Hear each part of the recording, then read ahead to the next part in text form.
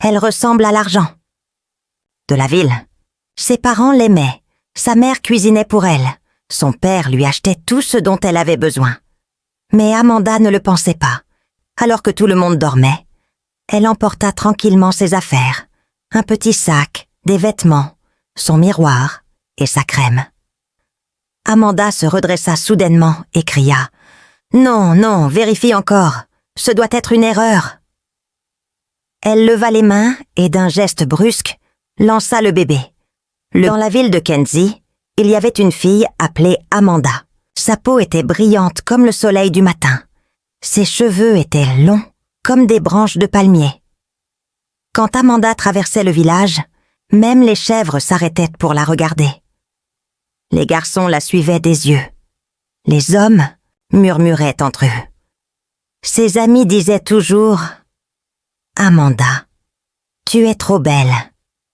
Ah, si j'avais ton visage, j'épouserais un gouverneur. » Même les inconnus au marché disaient « Celle-ci n'est pas une fille du village, elle ressemble à l'argent. » De la ville.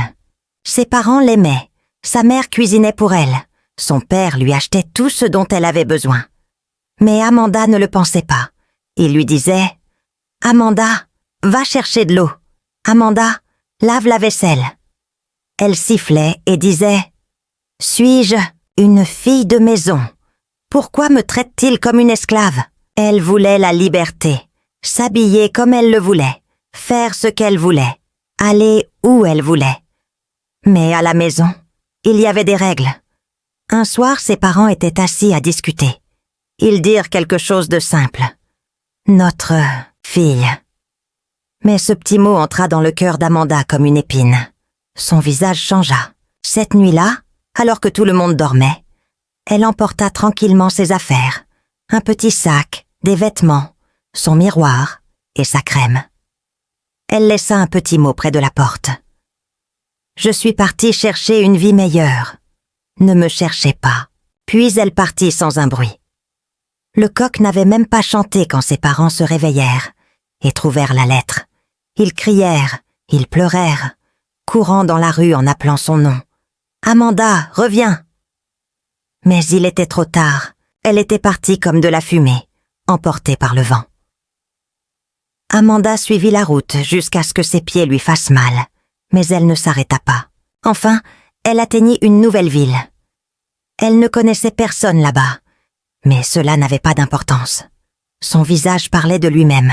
Sa beauté était puissante, forte comme un tambour. Sa silhouette faisait tourner les têtes, et sa démarche était comme de la musique. Chaque sourire illuminait son visage. Les yeux des hommes la suivaient comme des mouches attirées par le miel. Les femmes murmuraient « Qui est-ce ?» mais ne pouvaient s'empêcher de la regarder. Elle trouva un endroit où loger, une petite chambre propre. Elle acheta de nouveaux vêtements, des jupes courtes qui dansaient au vent, des robes moulantes qui mettaient en valeur ses formes. Elle se peignait les lèvres, se coiffait, portait un parfum qui emplissait l'air comme un parfum de fleurs. Et le meilleur dans tout ça, c'était que personne ne lui disait quoi faire. Personne ne lui ordonnait de balayer ici. Personne ne lui disait de se couvrir. Elle dormait quand elle voulait, se réveillait quand elle le souhaitait, riait tous les jours, se faisait de nouvelles amies, des filles comme elle qui aimaient s'amuser, se peignaient les ongles, dansaient sur de la musique forte et prenaient des photos au bord de la route. « Maintenant, je suis libre », disait Amanda un soir, en regardant son reflet dans la vitre d'une voiture. Un jour, alors qu'elle passait devant une grande maison, un homme en tissu blanc et chaîne en or la vit. Ses yeux la suivirent comme un faucon. Cet homme s'appelait Chef Oduma, et ce fut ce jour-là que tout commença à changer. Le chef Oduma n'était pas seulement riche, il était extrêmement riche. Ses maisons ressemblaient à des palais et ses voitures s'alignaient dans l'enceinte comme des chèvres à l'heure du repas. Il avait déjà 4 femmes et 7 filles, mais pas de fils. Cette absence de fils était une épine dans sa chair, un héritier pour porter son nom. Chaque fois qu'il s'asseyait sur sa chaise, il soupirait.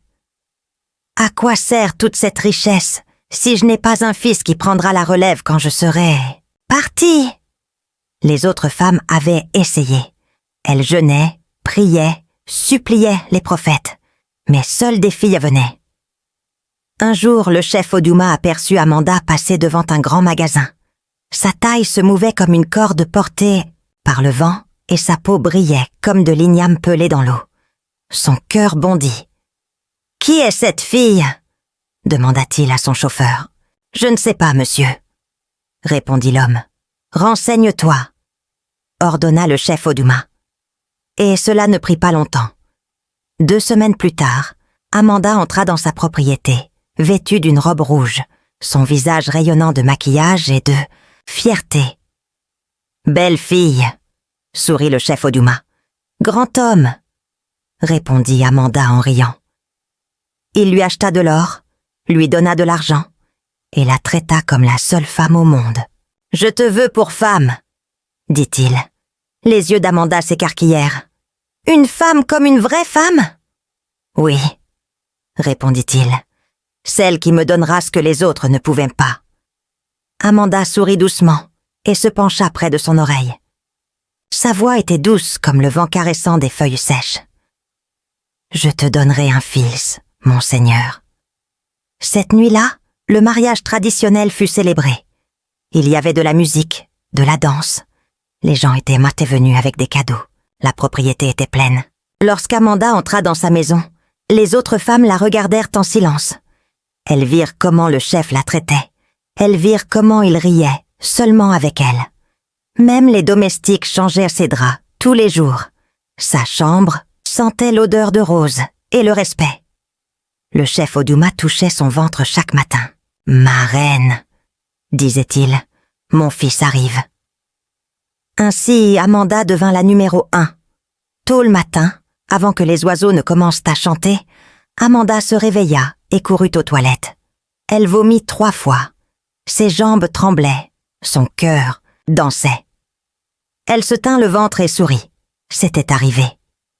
Les servantes coururent appeler le chef Oduma. « Monsieur, madame ne se sent pas bien. » Il sauta hors de son lit comme un garçon.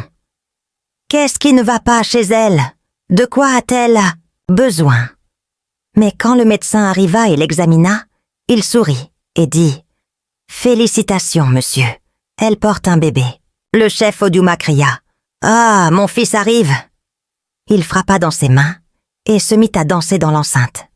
Il appela les batteurs, les cuisiniers, et dit « Que cette maison soit joyeuse aujourd'hui. » À partir de ce jour-là, l'enceinte changea, se transforma en pluie. Amanda ne marchait plus, elle était portée. Sa nourriture était cuite fraîche toutes les 2 heures, soupe au poulet et poivre, eau d'ananas, igname douce avec de l'huile de palme. Tout ce qu'elle voulait, elle l'avait. Sa chambre était balayée 3 fois par jour, ses draps sentaient les fleurs. Même l'eau de son bain était chaude et pleine de parfums. Les autres femmes la regardèrent de côté, leurs yeux froids, leurs sourires faux. Elles se rassemblèrent dans un coin, chuchotant, pleines d'amertume.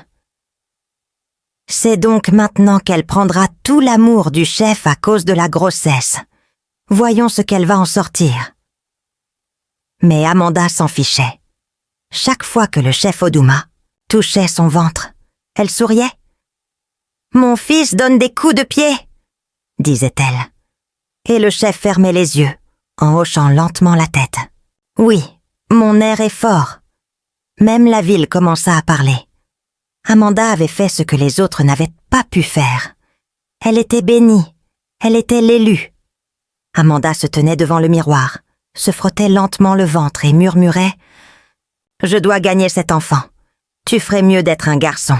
Sinon tu n'aimeras pas ce que je ferai de toi si tu oses venir en tant que fille inutile. » Elle le croyait de tout son cœur, car dans son esprit, elle ne portait pas seulement un bébé, elle portait un trône.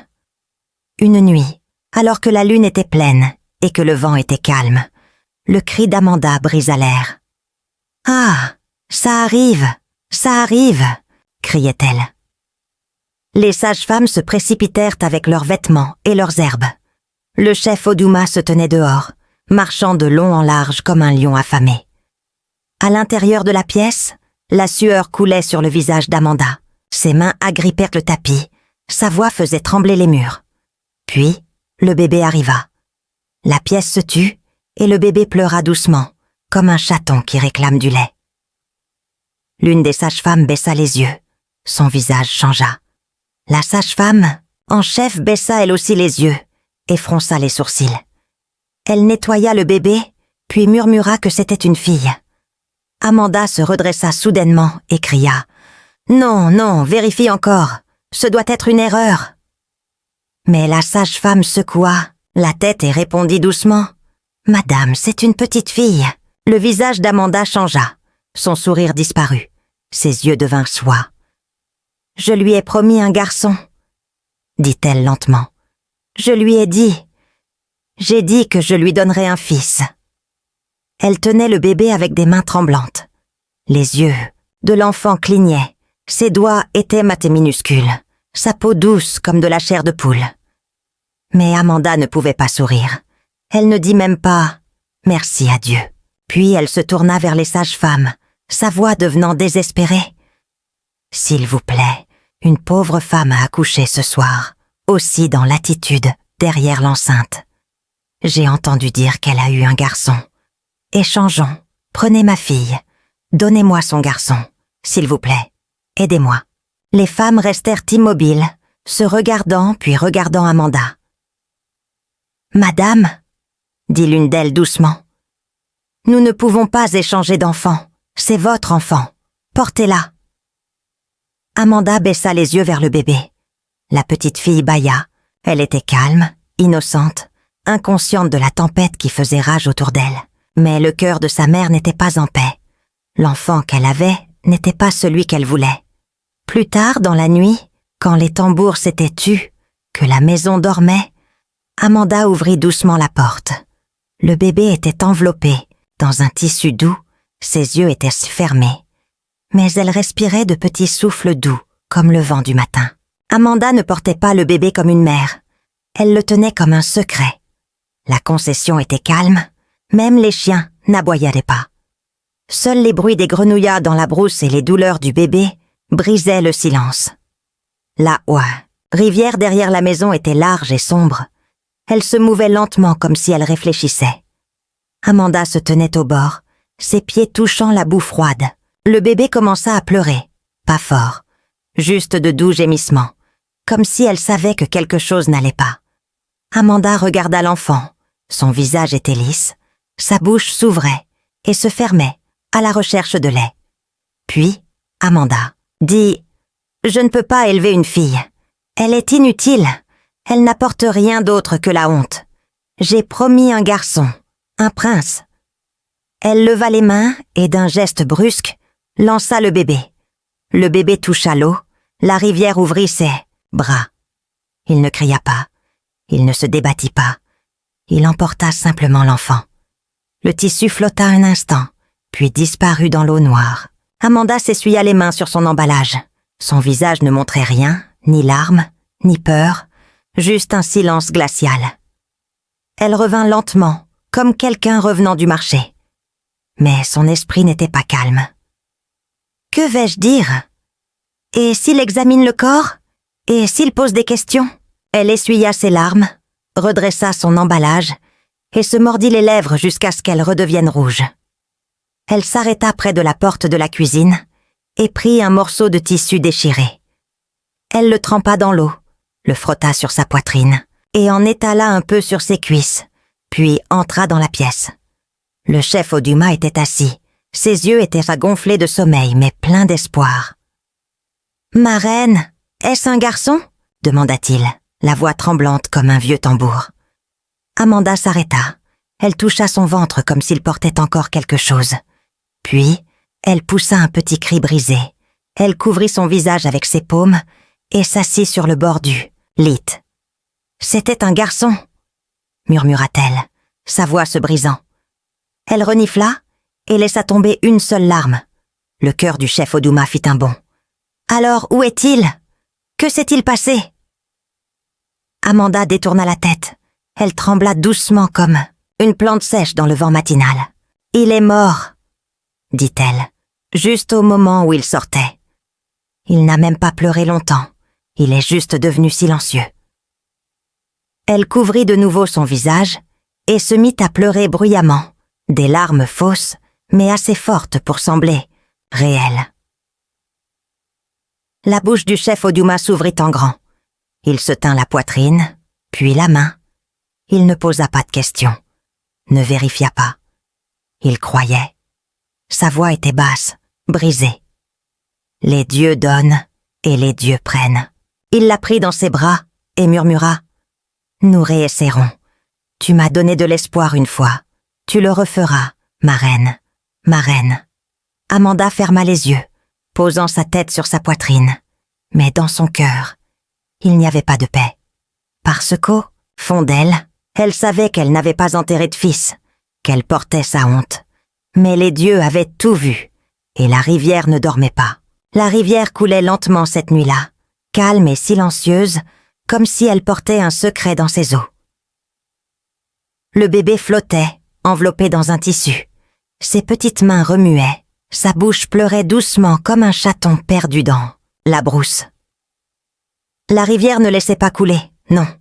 Elle la portait doucement, comme une mère portant un enfant, endormi sur son dos.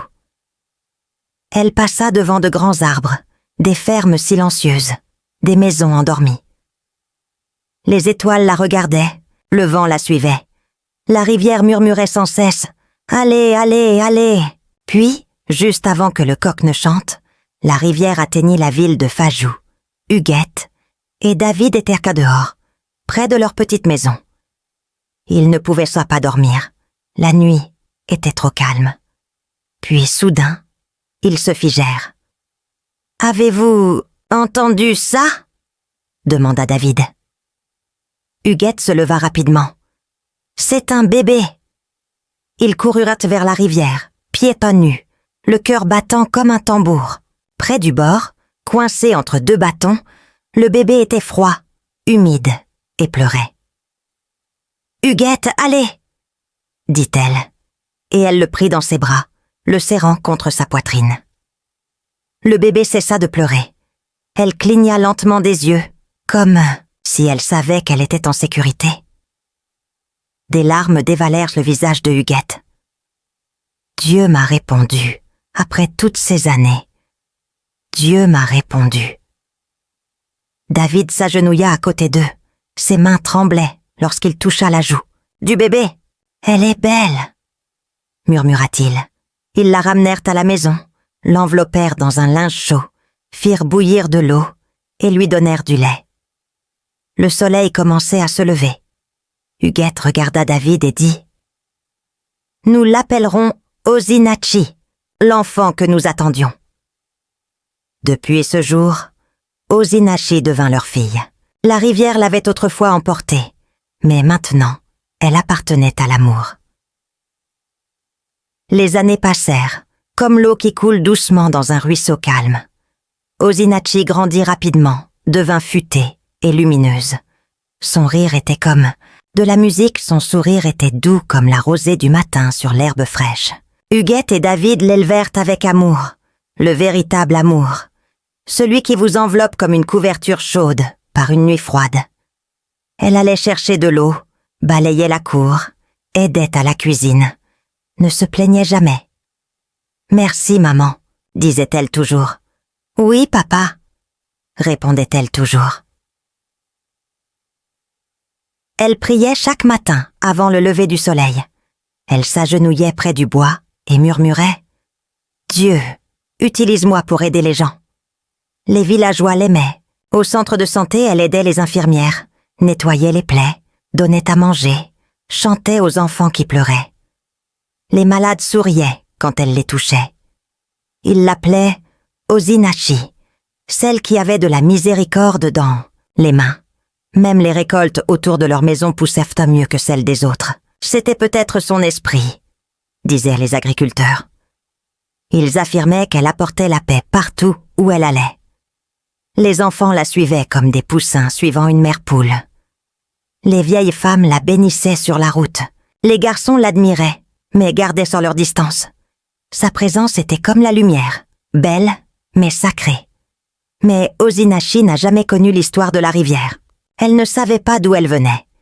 Elle pensait qu'elle était juste une fille de Faju, l'unique de David et Huguette. Elle ne savait pas que son nom avait été un jour jeté. Mais la lumière ne peut pas être cachée pour toujours. Un jour, la vérité se lèverait comme le soleil à l'horizon. À Kenzie, là où le soleil brillait autrefois sur les grandes concessions, les choses commencèrent à changer dans la maison du chef Oduma. Un matin tôt, les servantes frappèrent à sa porte. « Chef !» Pas de réponse.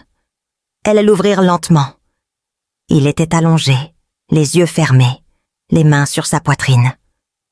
Le chef Oduma était mort dans son sommeil. Il n'y eut pas de cri, juste le silence. Ses terres furent partagées. Ses frères arrivèrent comme des lions affamés, se divisant ses maisons, ses fermes, son argent. Le complexe devint silencieux. Les femmes emballèrent leurs affaires et partirent une par une, comme des oiseaux s'envolant d'un arbre sec. Amanda était la dernière. Elle resta. Ses filles avaient grandi, se sont mariées et ont déménagé très loin. Elles envoyèrent des messages parfois, mais elles ne vinrent jamais, pas même un jour. Amanda était assise seule dans la grande maison, la même maison qui tremblait autrefois de rire et de fierté. Maintenant, le silence, la poussière couvrait les chaises, des toiles d'araignée dans le plafond, les miroirs avaient perdu leur éclat. Des choses étranges commencèrent. La nuit, quand la lune était pleine, elle entendait un bébé pleurer. Mais il n'y avait pas de bébé dans la maison. Elle se réveillait, en sueur. « Qui est-ce » murmurait-elle. Pas de réponse, juste un no. Sa peau commença à changer. Des taches sombres, des éruptions cutanées. Ses doigts devinrent pâles, ses lèvres se gérèrent. Elle alla chez le médecin. Un en ville, un au village près de la route. Tous disaient ça la même chose. « Madame, nous ne comprenons pas cette maladie. » Elle prit des piqûres, but des herbes, jeûna. Mais son corps continuait à pourrir lentement, douloureusement. Ses os étaient soit faibles, son cœur lourd. Elle se regarda dans le miroir une nuit et demanda « Qu'est-ce qui m'arrive ?» Mais le miroir ne parla pas. Seuls les murs répondirent par le son d'un bébé qui pleure et d'une rivière qui n'oublie jamais. Une nuit, le vent soufflait lentement et la maison était silencieuse. Amanda était assise seule dans sa chambre, le dos courbé, la peau qui démangeait, le souffle court. Une lanterne brûlait doucement à côté d'elle. Elle n'avait pas mangé de la journée, ses mains tremblaient. Puis, un bruit se fit entendre à la porte. Elle sursauta. « Toc, toc, qui est là ?» demanda-t-elle. Sa voix était faible comme un vieux tambour. Pas de réponse. Elle ouvrit lentement la porte. Une femme se tenait là. Son peignoir était blanc. Ses yeux perçaient comme une lame. Ses pieds étaient secs, bien que la route fût poussiéreuse. Elle ressemblait à quelqu'un venu de nulle part. La femme parla. Sa voix n'était pas forte, mais elle emplissait l'air. « Tu es en train de mourir. » Les genoux d'Amanda devinrent mous. « Qui es-tu? Que veux-tu dire ?» demanda-t-elle. La femme s'avança. « La rivière se souvient de ce que tu as acheté. Elle est toujours vivante et elle est la seule à pouvoir te sauver. » La bouche d'Amanda s'ouvrit, mais aucun mot ne sortit. « Tu as jusqu'à la prochaine nouvelle lune, » continua la femme.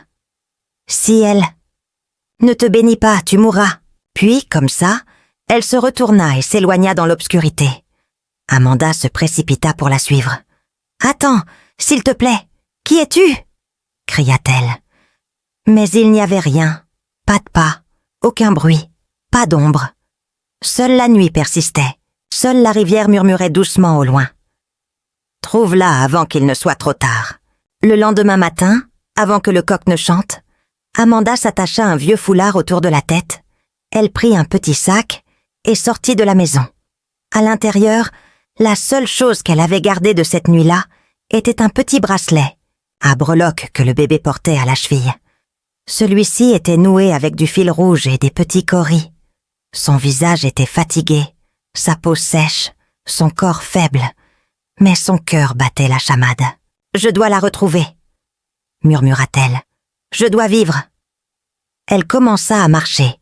1 ville, 2 villes, 3. Elle frappa aux portes. « S'il te plaît, connais-tu une fille qui vient de la rivière? Connaissais-tu ce bracelet ?» Certains claquèrent à la porte. D'autres la chassèrent comme une folle. Un homme lui jeta même de l'eau dessus en criant « Va-t'en, sorcière !» Elle s'évanouit sur le bord de la route 1 fois, puis une 2e fois, puis une 3e. Des inconnus lui donnèrent de l'eau, une femme bienveillante lui donna du pain. Mais son corps n'était plus assez fort. Ses pieds enflèrent, comme une igname en feu. Ses yeux devinrent rouges comme du charbon ardent. Son souffle se raccourcit.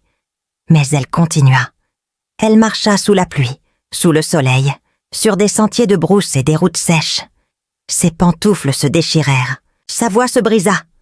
Chaque nuit, elle comptait les jours avec des pierres. 1, 2, 3. Puis, à 6 jours de la nouvelle lune, elle arriva dans sa ville, Faju. Lorsqu'elle entra, la brise caressa sa peau. La rivière toute proche bourdonnait doucement comme si elle attendait. Elle regarda lentement autour d'elle et murmura. Les lèvres tremblantes. Cet endroit me semble familier. Mais la rivière ne dit rien. Elle faisait simplement couler son eau, observant, attendant. Cet après-midi-là, Faju était pleine de bruit et de joie. La place du village était animée. Les tambours battaient, les gens dansaient, les femmes et les enfants couraient en rond, des banderoles flottèrent dans les airs. Les gens applaudissaient et criaient « Oh, Asashi Wanashi !» Elle avait été acceptée pour étudier la médecine à l'université. Toute la ville était fière de la fille qu'ils aimaient tous, la fille de lumière, la fille de la rivière. Elle se tenait au milieu, souriante. Ses cheveux étaient soigneusement tressés. Sa robe blanche brillait comme le matin. Son bracelet de cheville bougeait tandis qu'elle dansait. Le petit bracelet à breloques noué il y a longtemps, avec du fil rouge et des cauris, tintait doucement.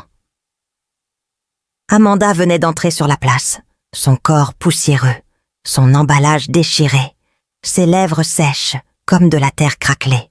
Elle leva les yeux et aperçut le bracelet. Sa bouche s'ouvrit en grand, ses jambes tremblèrent, sa poitrine battait comme un tambour sous la pluie. « Non, ce n'est pas possible, pas possible !» se dit-elle. Puis ses genoux cédèrent. Elle tomba durement, ses mains touchant le sol, sa tête inclinée. Mais elle ne s'arrêta pas. Elle commença à ramper. Les gens se retournèrent et la regardèrent. « Qui est cette femme? D'où vient-elle? Est-elle folle ?» Mais Amanda s'en fichait. Elle désigna le bracelet, sa voix tremblant comme le vent dans les vieilles feuilles. « Mon enfant, ma fille, s'il te plaît, je meurs. » Osinachi arrêta de danser. Elle se retourna lentement, son sourire s'évanouissant. Ses yeux rencontrèrent la femme par terre. Pour la première fois, son cœur ressentit quelque chose qu'elle ne put nommer. La musique s'arrêta, les tambours se turent. Même les pattes des oiseaux dans les arbres cessèrent de bouger. Tous les yeux étaient rivés sur la femme rampant sur le sol. Amanda, son emballage trempé de poussière, son visage plein de larmes, ses mains tremblantes, tendait la main vers Osinachi. Osinachi resta immobile, les yeux écarquillés, son cœur battant comme le tonnerre. Puis Amanda commença à parler, sa voix brisée comme du bois sec au feu. « J'ai accouché il y a des années. Je lui ai promis un fils. » Sa poitrine se souleva. La foule se penchait. « Une fille. Je marchais jusqu'à la rivière et je l'ai jetée. » Des halètements emplirent par l'air. Une femme se couvrit la bouche. Un homme recula lentement. « Toi, tu es l'élu, » murmura Amanda. « Tu étais ce bébé. La rivière ne t'a pas tué. Elle t'a donné à une autre. Tu as vécu. Tu es devenue lumière. Et moi ?» Elle fondit en larmes. « Je meurs. Ils disent que seule ta bénédiction peut me sauver. S'il te plaît, avant la nouvelle lune, je ne veux pas mourir. » La place du village était silencieuse comme un cimetière. Personne ne bougea. Huguette et David se tenaient sur debout, leur visage calme mais fort. Une femme s'avança rapidement pour tenter de protéger Osinachi.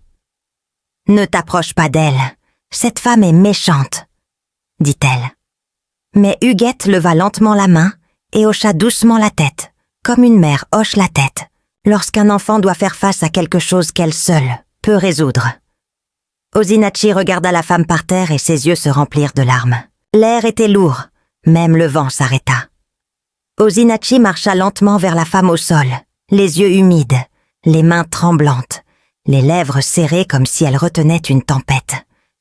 Elle s'arrêta devant Amanda et d'une voix douce mais forte dit « Tu as essayé de m'en finir !»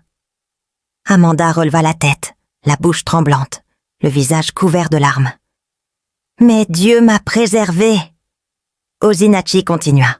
Les villageois regardaient, figés. Personne ne parlait, ne bougeait. Amanda pleurait plus fort, comme un bébé implorant le sein. « S'il vous plaît, bénissez-moi, je ne veux pas mourir. » Osinachi se pencha lentement, posa sa main sur la tête d'Amanda. Ses doigts étaient doux, ses yeux étaient écarquillés. « Je te pardonne, » dit-elle, sa voix se brisant comme du verre brisé.